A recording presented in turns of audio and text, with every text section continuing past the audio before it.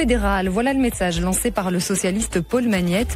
La crise politique s'annonce potentiellement longue. Du coup, pour éviter une trop grande période de flottement, il propose d'y aller, mais sans la NVA et pour une durée déterminée. 1 an de gouvernement fédéral minoritaire pour pouvoir gérer malgré tout les affaires de l'État. Paul Magnette qui précise sa pensée, pourquoi pas élargir le gouvernement actuel, MR, Open VLD, CDNV aux socialistes et aux écologistes. Il l'a dit à la RTBF hier soir, c'était sur le plateau de Jeudi en prime sur la Une Télé. Les élèves de Réto vont bien plancher sur leur examen d'histoire aujourd'hui. Cette épreuve du CESS est maintenue. Hier, des rumeurs parlaient d'annulation à cause d'une fuite des questions sur les réseaux sociaux.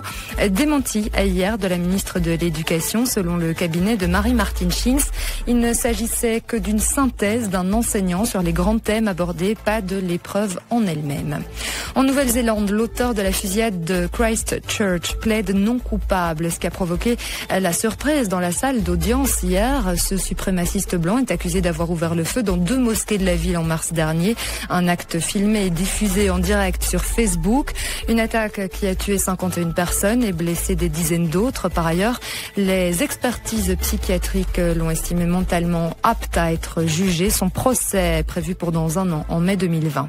Les États-Unis accusent l'Iran d'être responsable des attaques contre des pétroliers. Hier, 2 bateaux, un norvégien et un japonais, ont été ciblés en mer d'Oman, ce qui a immédiatement fait grimper le prix du pétrole. Le chef de la diplomatie américaine, Mike Pompeo, accuse Téhéran d'être responsable afin de perturber le marché mondial. Matin Première. Et pour ce qui est du sport, c'était l'événement hier en Espagne.